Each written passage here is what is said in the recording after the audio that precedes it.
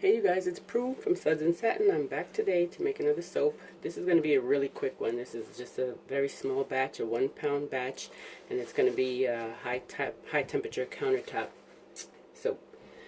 So it should be really quick. And I'm making this because I'm trying out a new recipe for one. And I have a friend who every time she goes to Panama, she brings me back this coffee. Duran Cafe. So I want to make her a soap with the coffee. So that's what I'm going to do. I've never made a coffee soap before. I hear that it does not retain the scent, which is unfortunate because I love the smell of coffee. Maybe next time I make it, I'll buy some coffee essential oil or something. But personally, I don't mind soap with no fragrance in it at all. So it doesn't matter. So anyway, my oil's at about 200 and my lye solution is at about 185. And my lye solution is coconut milk. The whole thing is coconut milk, so it's very, very thick.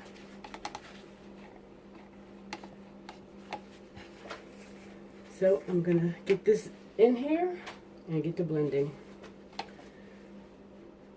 Sorry for my arm being in the way.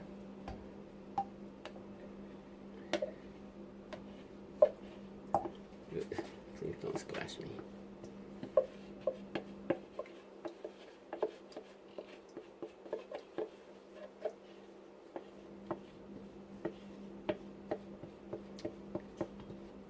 I've actually been busy working on liquid soap lately. Don't seem to get the same satisfaction out of making liquid soap, but there are so many people who say, I don't use bar soap, I only use liquid soap, so whatever. I mean, I may just, I may not sell it, but right now I'm just learning how to make a good batch of liquid soap, and I'm learning how to make liquid soap using the cold process method instead of cooking it all day long like most people do. Get this out with the spatula.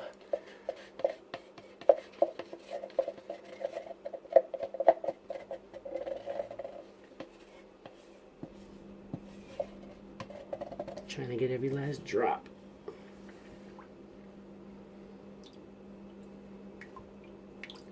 Ouch, I should have my gloves on. Oh my god, just got splashed. And I have my gloves on one hand. Why did I take the other one off? Oh, to turn on my phone. Well, I better put it back on quick. And put my face mask back on as well. Okay, that should be good.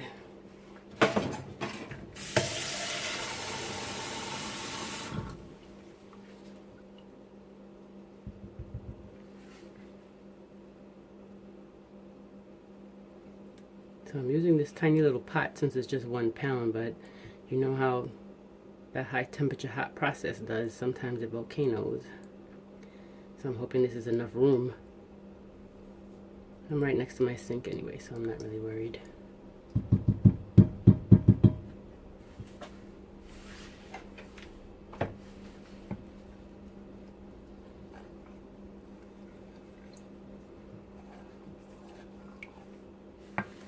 I have some of the lye solution on here too. I'm trying to get every last little drop.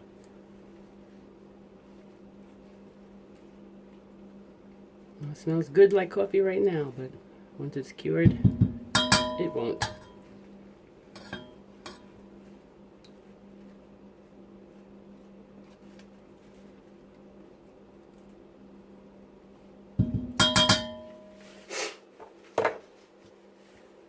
Okay, let me put my glove on and get the blend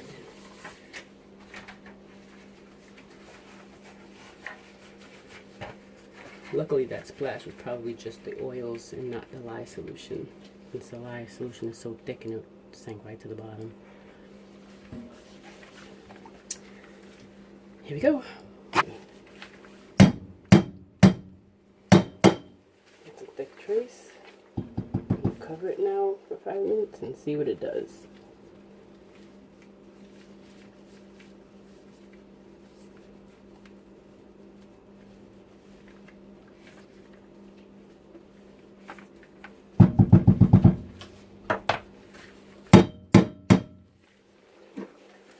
pause you, and I'll bring you back.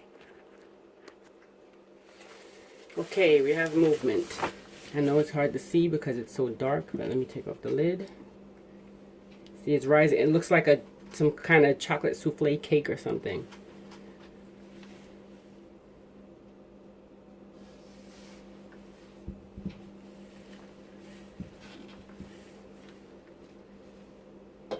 So I'm going to let it do that for another minute or two, then I'll stir it down again, or see if it's thin enough to handle the stick blender again. Oops, sorry for the shaky camera. Okay, it's not moving much more. So I'm going to stir it up, see if it's loose enough. And the stick blender again. I don't like using the stick blender once it gets like this, because it really doesn't help.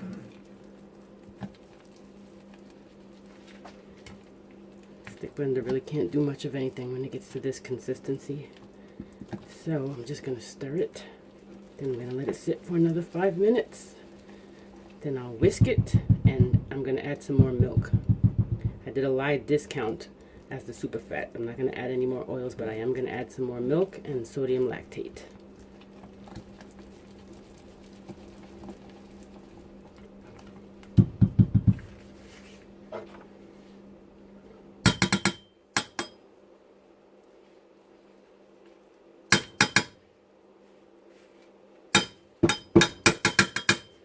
So, alright, so I'm going to pause you again.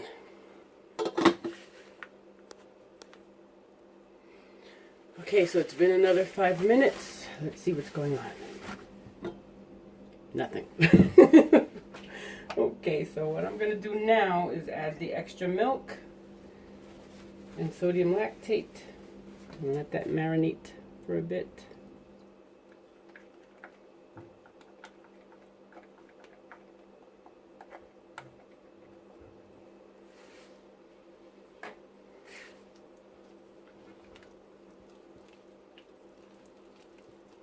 It has gelled completely.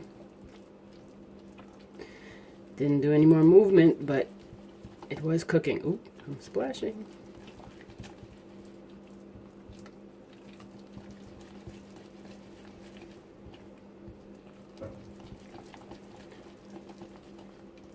I don't want to get the crusty sides. I saved that for myself.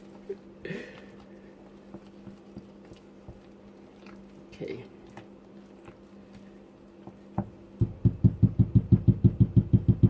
Right now it kind of smells like burnt coffee, so I'm hoping it does go away.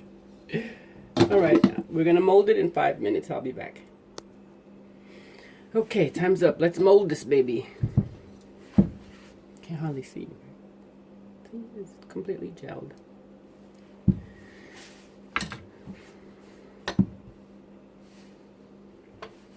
I hope she likes it. I hope I like it. It's a new recipe. Again, sorry if this is in your way. I'm trying.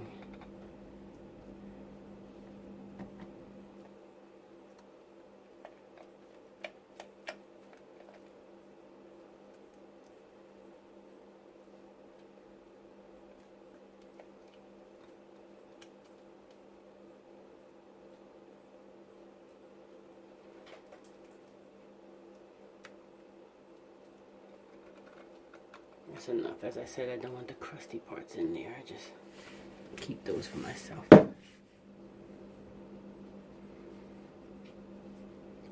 Boy, when I don't do extra super fat, it's not as much, of course, because normally I have enough to have a few extra bars in a smaller silicone mold that I use as samples.